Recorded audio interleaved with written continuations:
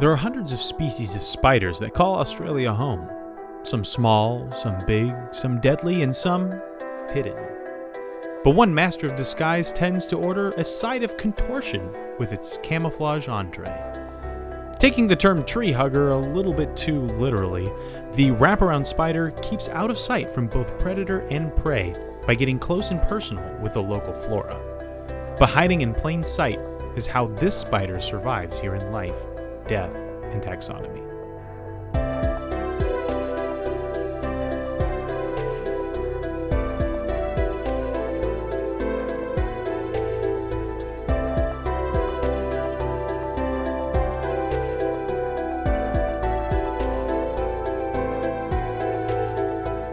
Welcome back to Life, Death, and Taxonomy. It's your 30 minutes of interesting animal information. I'm Joe.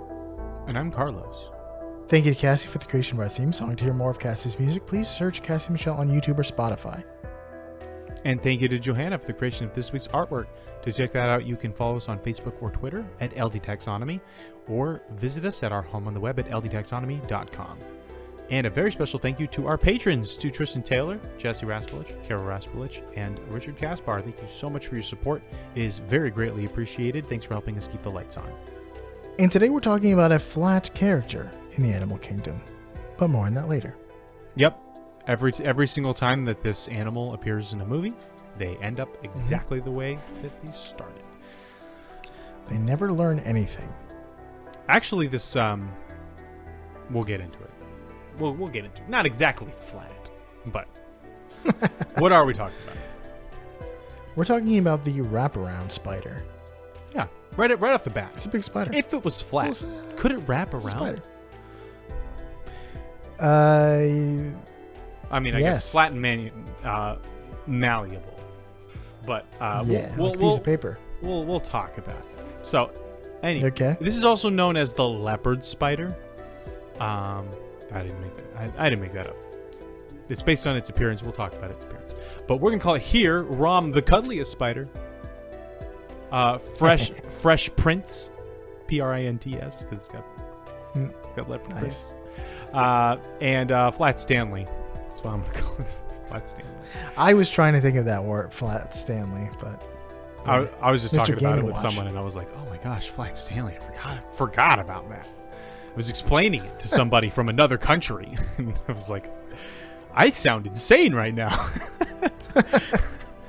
But anyway, why don't you taxonomize this boy for us? This wraparound boy, Rappy boy. Okay. Also, Fresh Prince works because he's a rapper, and he's a wraparound spider. That's pretty good. And he wraps around something like a candy wrap. It's just, there's so much to unpack from this. I'm sorry, I'm patting myself on that. Because it's a wrap, like a candy wrapper. Wraps around a piece of candy. Yeah, what's that have to do with the Fresh Prince? Because he's a rapper. He raps about his life. But a candy wrapper wraps around a piece of candy. Yeah. Just like this wraparound spider wraps around stuff. That's just the same word. Oh, okay, never mind. Using a different piece never of mind. Like yeah, I made a connection that wasn't quite there yet. I should have called this Snickers boy or something. Yeah, that's what I thought you were saying. Yeah, no. We're missing one element of the one level to that elevator there. I thought like the Fresh Prince that was famous for candy or something. I'm sure he likes it. He might. They're in the kingdom, love, and are in the kingdom Animalia. Mm-hmm. They're in the phylum Arthropoda, not Anthropoda. Mm-hmm. They're in the subphylum Cheloceratidae. That's the cellar door of subphylums. Chelocerata. Actually, the T probably disqualifies it from being cellar door, but it's still nice. But like the T, you need a little bit of spice. The T is like it's like a flap. It's like a D. Like it's not Chelocerata. It's Chelocerata. So it's like. Well, that's how we say it in American. So but you might say Chelocerata if you were trying to be precise. But I like Chelocerata. Chelocerata, the CH too. This is class. The class is Arachnida. I knew it. It's a spider. Guess what that is? It's spiders. Yeah, joint-legged invertebrate animals Same.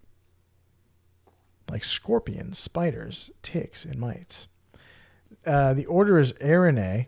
I remember from Spider-Man 1, Araneae. I'm somewhat of a scientist myself. Yeah. Yeah, that's air-breathing arthropods with 8 legs and fangs and venom. And it's in the infraorder Araneomorphae.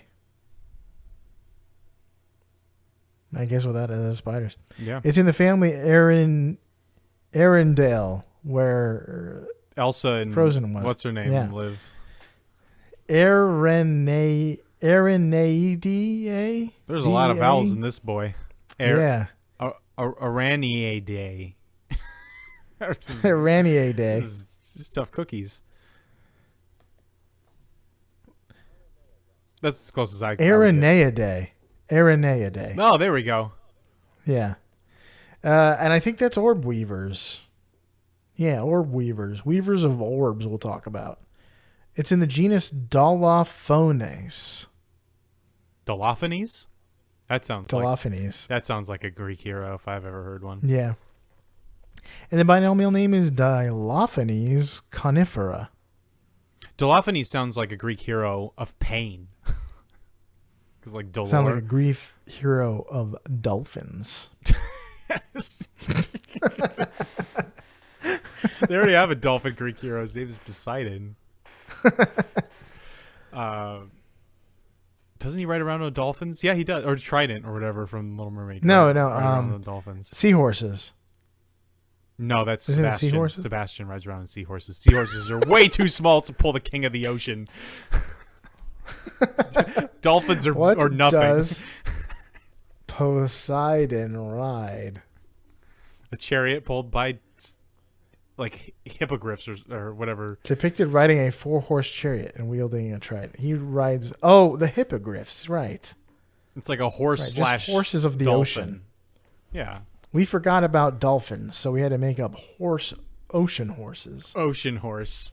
The sea, but not seahorse. Ocean. Don't get confused with the seahorse. This guy's an ocean horse. He only lives in oceans, not seas. Okay. Yeah, that's the name of it. Do you have some sort of game we could play about it? Yes, since we're in the business of naming things, it's time for my favorite part of the show. Critter groups, the part of the show where I ask you, Joe, a question, and that question is the same every time. What is the name of a group of this animal, or what is the term of entry, or what is the collective noun? We talking spiders today. Spiders. If you saw a group of spiders before setting the house on fire, would you say you saw an A, venom of spiders, B, skitter of spiders, C, calibration of spiders, or D, nest of spiders? I'm going to go with a nest, final answer. That is technically incorrect. That is not one of the official collective nouns. People call them nests, Walnuts. but it's not. It's not a nest. It is a venom of spiders. That's stupid. I hate that one. But venom is so cool, like a turd. But it's not. In the wind. It doesn't invoke a collection at all. It's just a part. Like, you can't just say something that this animal has as their collective noun. It's like this is a tooth. Who of humans. does this? This is a tooth of humans. Who does this? Yeah.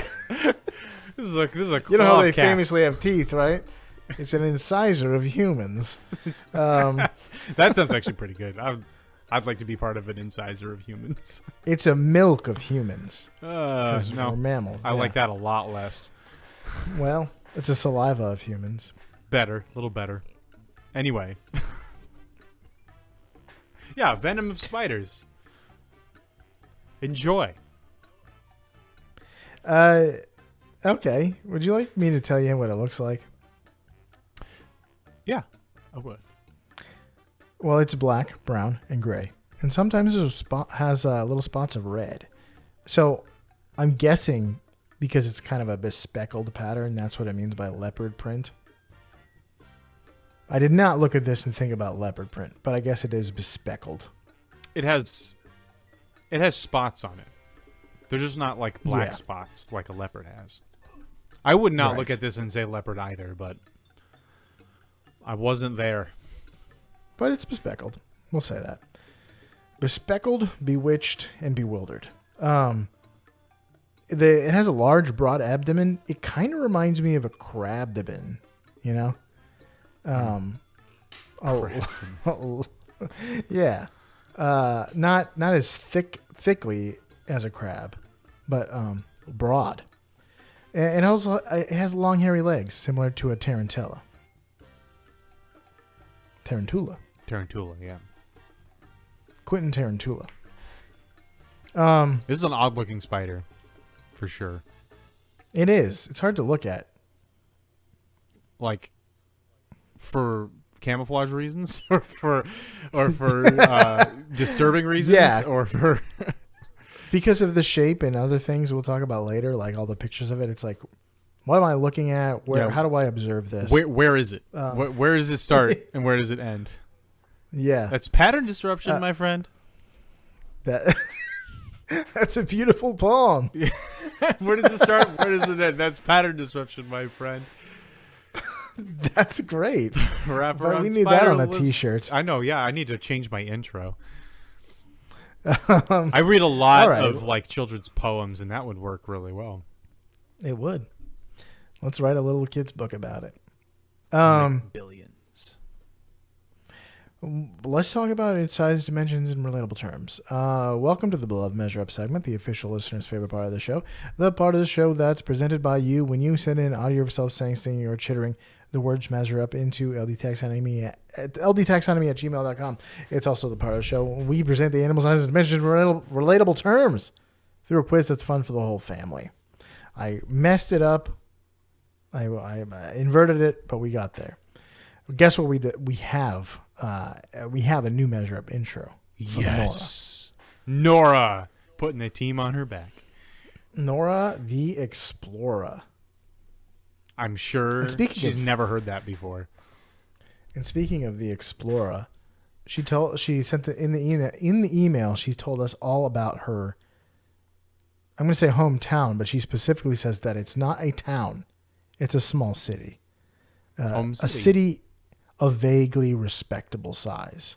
She said, "Vaguely respectable, huh? Respectable. Respectable. Yeah." Respectable. But the reason she was telling us is that, like, I guess for a long, because we were talking about the genetic risks of the Roosevelts being fifth cousins, and since she by her own admission it has nothing to do with animals, I'll briefly summarize.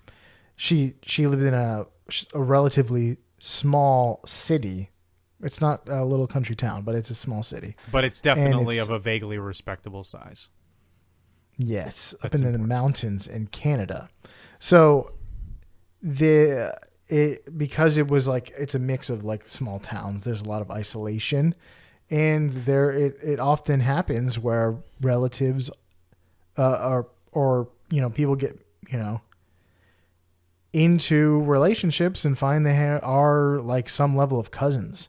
But it turns out they have like genetic issues in this town. They have like a higher rate of breast cancer in men, like genetic hip problems, stuff like that. So her point was that fifth cousins are probably not, like, genetically not that bad one time, but even being fifth cousins over a long period of time. Like if your genetic pool is low, and here's where it can like come back to animals, because you need a gene pool. What do we call that when we're talking about like Sasquatch? They need a breeding population. Yeah. So to have a healthy breeding population, you have to have enough people. Yeah. You can't just have okay, these are the last two pandas on Earth. Like that's the end of the pandas. Like there's not going to be a healthy population of pandas after that. Yeah, at least it's the end of pandas as we know it, without science stepping in and like really, intervening. You're not going to have pandas anymore. Or they're going to have genetic abnormalities or issues that maybe you can correct over time, but yeah, it's going to be an issue. But yeah, she also sent us pictures of her animals. She has a 3-legged dog, which is precious, hairless cat, and baby rats. Is this 3-legged dog a husky? I'm seeing a picture of a dog that looks like a husky. Nora just took the status quo and ripped it to shreds. Like, what do you have, a dog? I got a 3-legged dog. What do you have, a cat? Does it have fur? Mine doesn't. This is the island of misfit toys. Yeah, and baby rats. I love this. Hairless cat with a sweater on. We have the technology, hairless cat. Don't worry. We'll take away your hair and give it back to you. We shaved you and made a sweater. It's like putting a wool coat on a sheep you just sheared. Well, I don't think it's shaved. It's not a shaved cat. I know, but it would have been funny. But we still took it away. We took it away with breeding. We bred the hair away from you. Interesting. Well, I'm glad she had insight into that.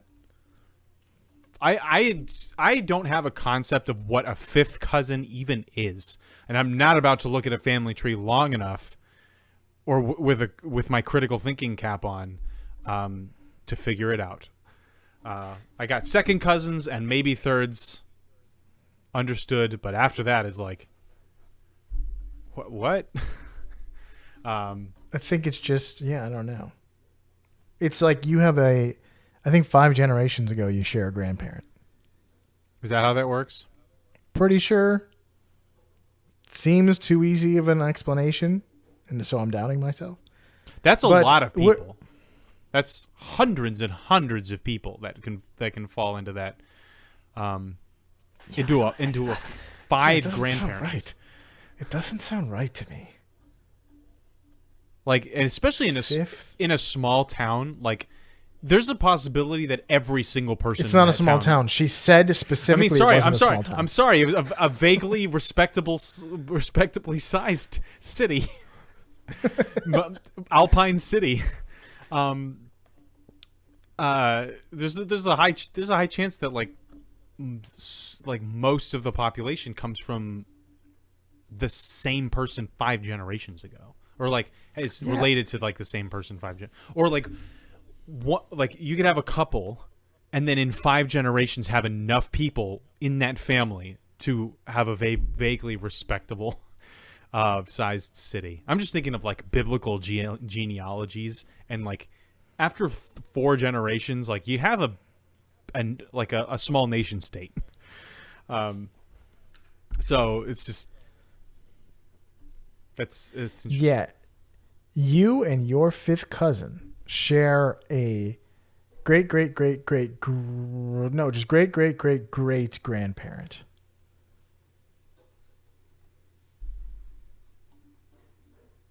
So there. And I probably met them and never even knew. That's probably not true. Do you have any? Are there? Oh wait, we're doing measure up. We have a measure. Yeah, we're still introing this. Yeah. So without further ado, the listener's favorite part of the show.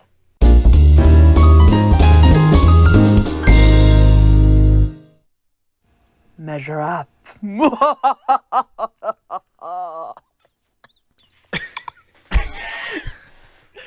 You can't give us a long, detailed story about genetic abnormalities and then laugh like that.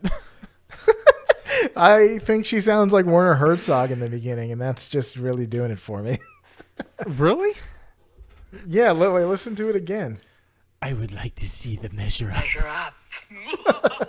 Yeah, it does kind of have a Werner Herzog. And then straight into Count Dracula or Count. Count What's his Chocula. name? No, who's the? He's Count. just the Count. He's just the Count. Yeah. Yeah. Yeah. Very All good. right. Thank you, Nora, for the anecdotes, the information, and the measure up, And the pictures that only I saw so far.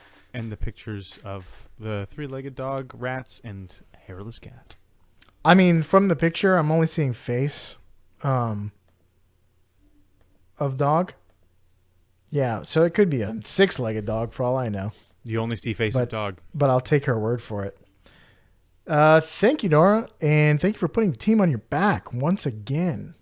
It's been a while. But now in the new year, we get a new measure up. Our first episode of the new year. Nice. We get a measure up.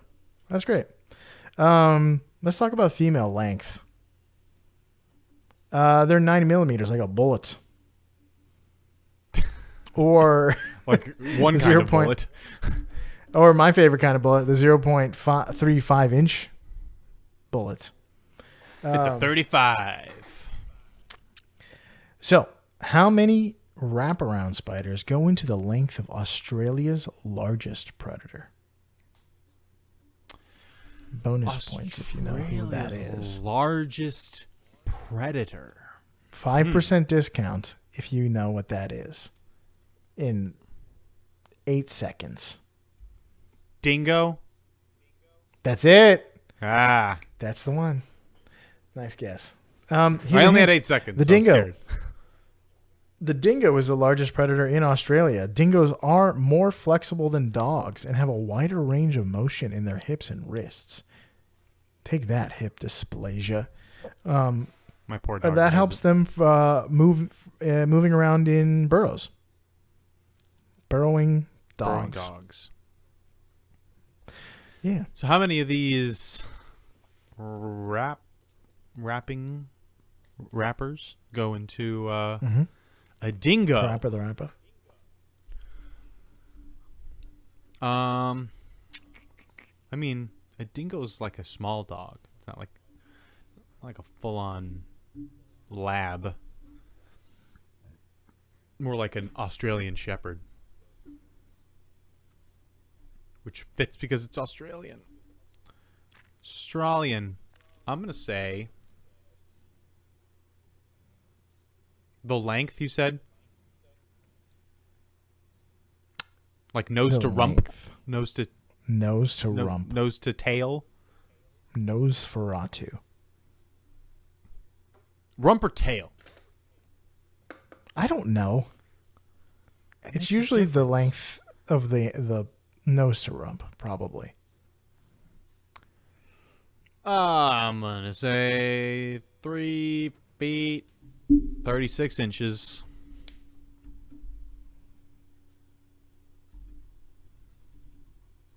$102 is my answer. 102 spiders? Yeah. 103. We're correct rounding answer. up. The correct answer is 171. That is not a nursing school victory. Dingoes are big. I said 3 Dingoes feet. are 5 feet long. Maybe that's the tail, though. 2-foot tail? That's not... It's also the upper end of average. So you might be in the closer to the mid to lower end of average. And there might be respectable dingoes of your estimation. If I had included the tail, I probably would have gotten very close to the answer. You might have. Let's talk male length. They're between 5 and 6 millimeters, or 0.19 to 0.23 inches, because inches are too big. Here's a crazy fact, and it's going to be a Jeopardy-style question. Kiribati is a city in a place, city in a country, an island nation, rather, actually. This place is one of the first countries to experience the new year, and it is 389 million 250,783 spiders from this island, which is among the last places to experience the new year. So you're looking for this island that is 300 million spiders away from Kiribati. And here's a hint. Even though this Pacific Island territory is southwest of Kiribati, it is on the opposite eastern side of the international dateline, and it experiences the new year almost a full 24 hours after Kiribati. This is because the international dateline isn't a straight line, and instead sneaks around the east side of Kiribati and then back to the west side of this island.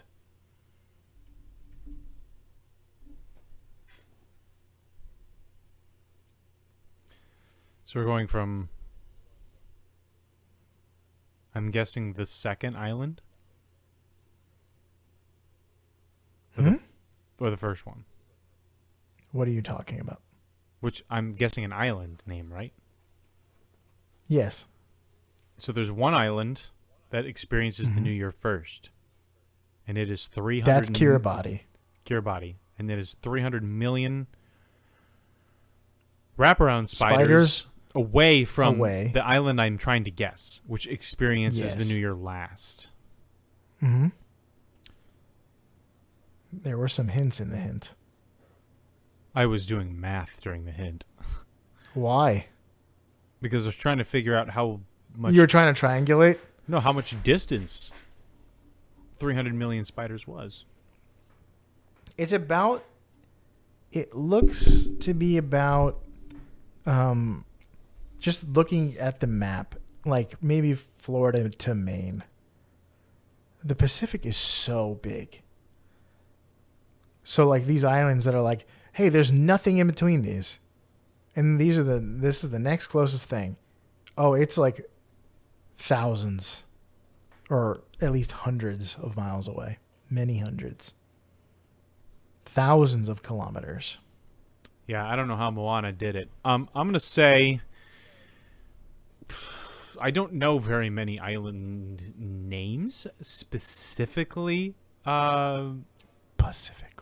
Pacifically, middle of the Pacific Ocean islands, except for the Galapagos. You know this island. I'm going to say Easter Island. Final answer. That's a final answer. Okay. Yeah. Kiribati is 1,413 miles or 2,274 kilometers away from American Samoa. Ah.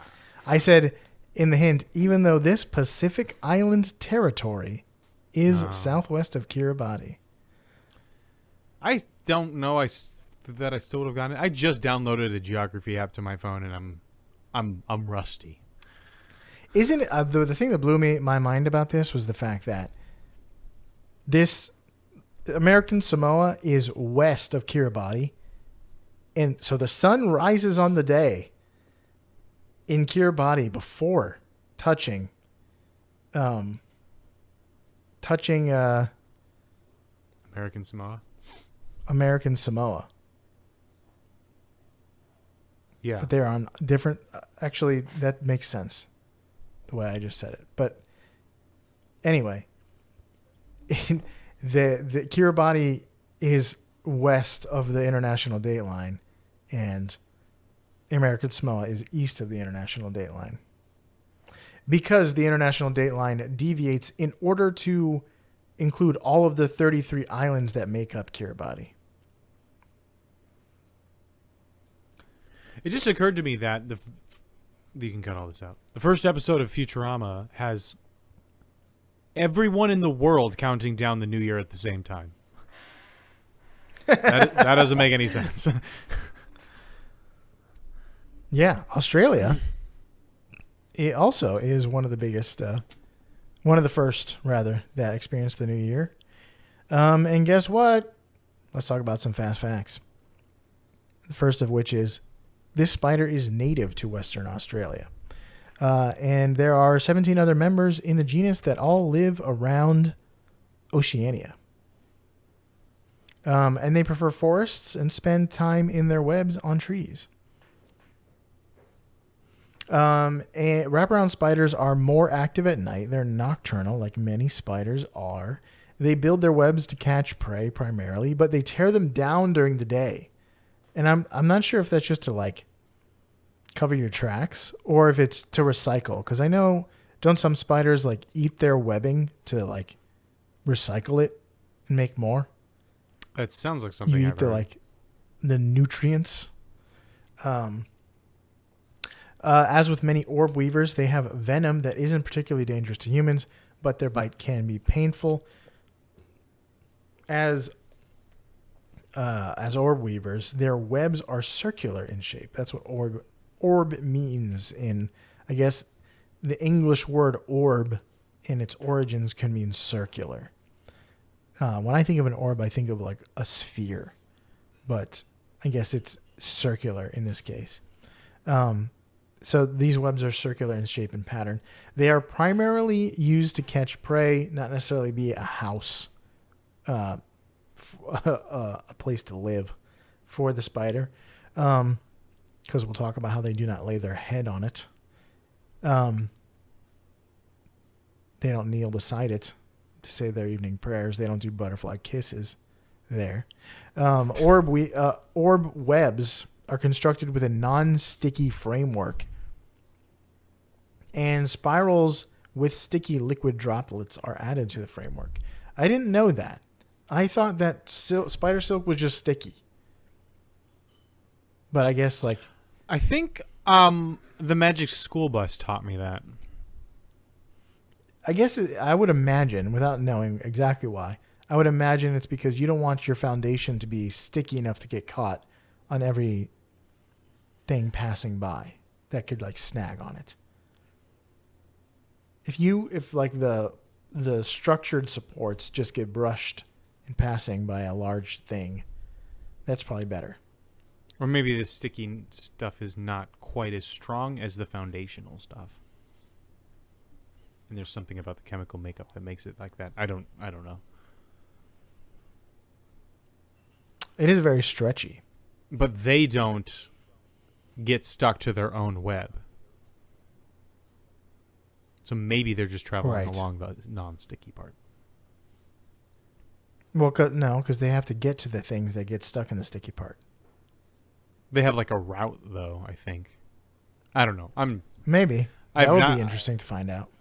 I have not done. I was not. I did not look into. I get that. That's more like a general web weaving spiders that I would need to do more research on to talk about.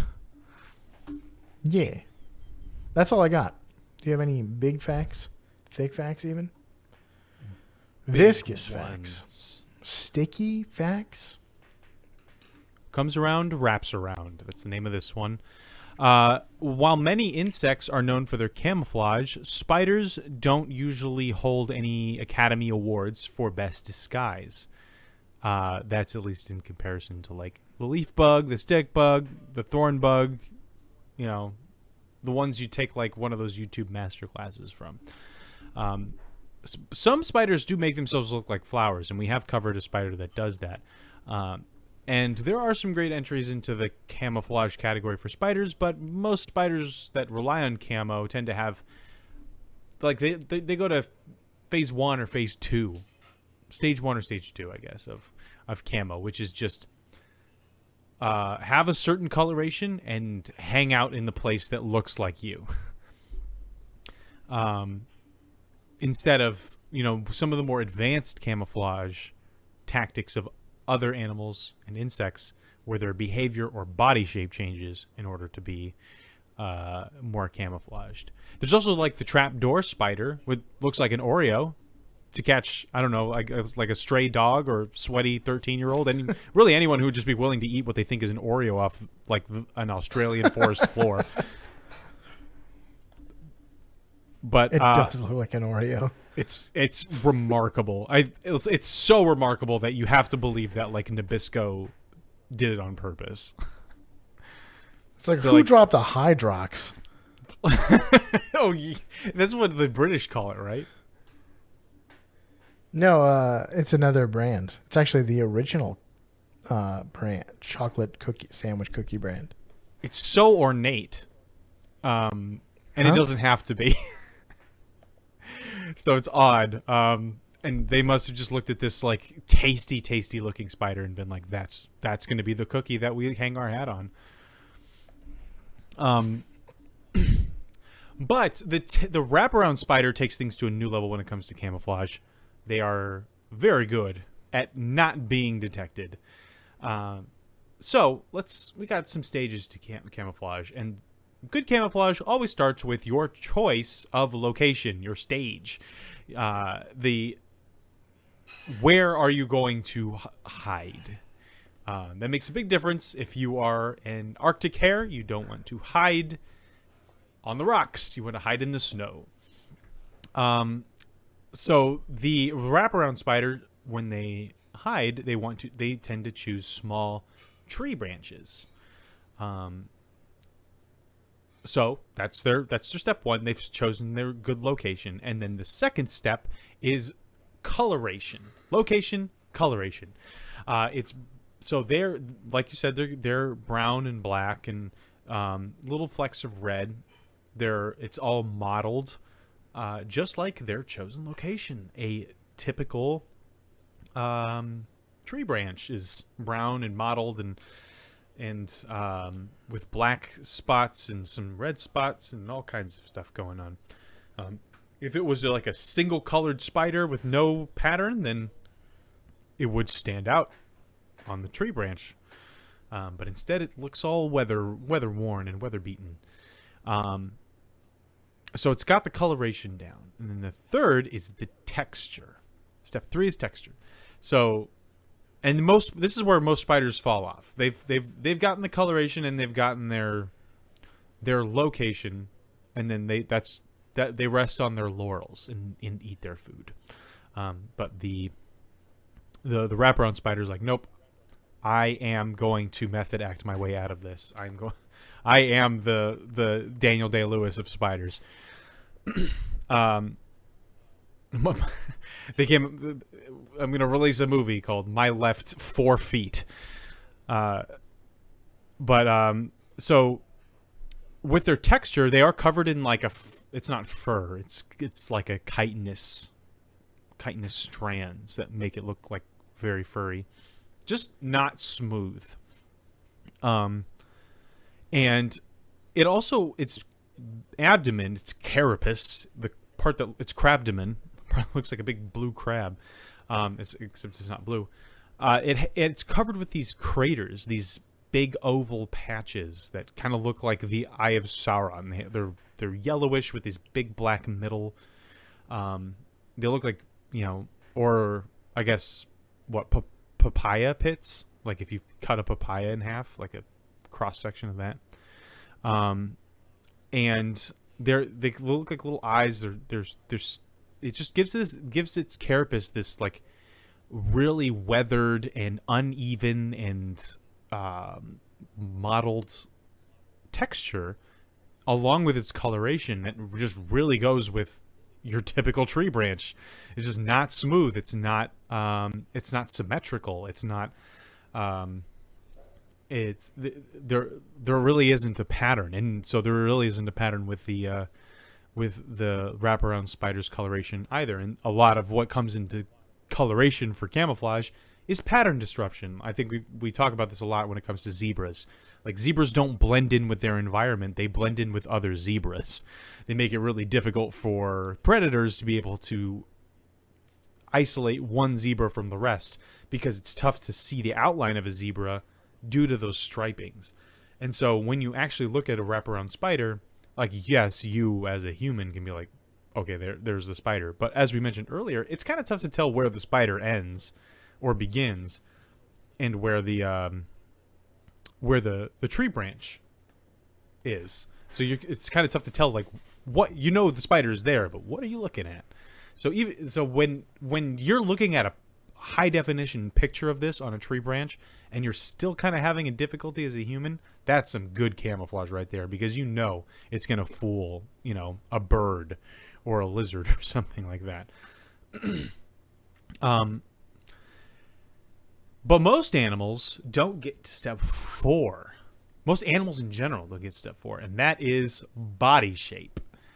So the wraparound spider, we already said, has a very wide and flat body, but it also has a concave underside. So it can actually flatten its body and wrap it around. Like, this is a wraparound spider. But it smooths it perfectly matches the contour of the tree branch that it's on. So where you could have all of this other stuff, but you're still gonna look like this lump of similarly colored and textured stuff on an otherwise not so lumpy tree branch. But now, it's not now, but with this feature, the wraparound spider is able to flatten itself and just cover like a Snickers wrapper, cover the tree branch. So there's another one. If you're not driving, look this up. It looks like it's just mashed itself into the tree branch. So with all of these 4 steps working in concert, you're basically you can hide in plain sight, and you can sleep this way. So you can hunt at night using his web, and then retract the web so to not draw attention to where he is. I'm not sure if that's exactly why they retract the web, but it seems like a good reason. And then hide on the tree branch, and unless something runs into you, you're not going to be detected. But it does have a bite, so if you're out there exploring the Australian bushlands, take a very close look at every branch that you grab, because it might have a venomous spider on it, and it's not going to kill you unless you're allergic, but it's going to hurt. But it won't make you stronger. That's true. It won't. And it won't give you wraparound spider powers. Imagine if he got that power. If Peter Parker got this guy's power. It'd just be camouflage, really. Mm-hmm. Like Miles Morales. Oh, I forgot he could do that. He can turn invisible. He turns invisible. But he just wraps to things. he just flattens himself. He's like Mrs. Incredible. He just flattens himself into a wall, but also turns invisible. And we're like, not only is he invisible, but also I can't touch him because he's as flat as the wall. But that's all I got. Also, it takes its legs and it folds them very close to its body when it's hiding like this, so it's not a bunch of splayed legs out. So it really plays the part, and then it goes to sleep. It plays the bark part? Yeah, this one, its bark is just as bad as its bite. Because it is bark, and it bites. Mm-hmm. Mm-hmm. But that's all I got. That's all I got. All right, that was the wraparound spider for you out there in Podcastia. Stay still. Follow all 4 steps to a better and more hidden you. And give a tree a big spider cuddle hug like the wraparound spider here in Life, Death, and Taxonomy.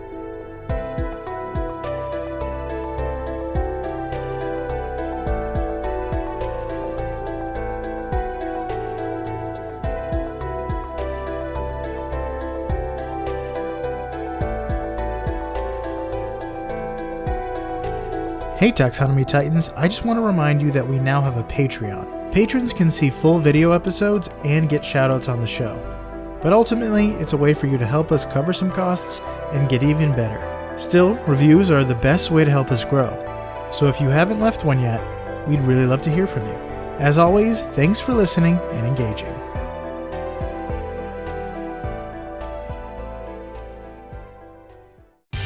Life, Death, and Taxonomy is my favorite in the world podcast. I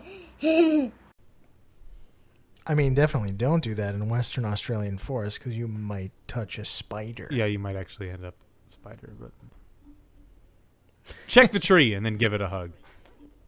And then write a movie about it. Call it Avatar 2.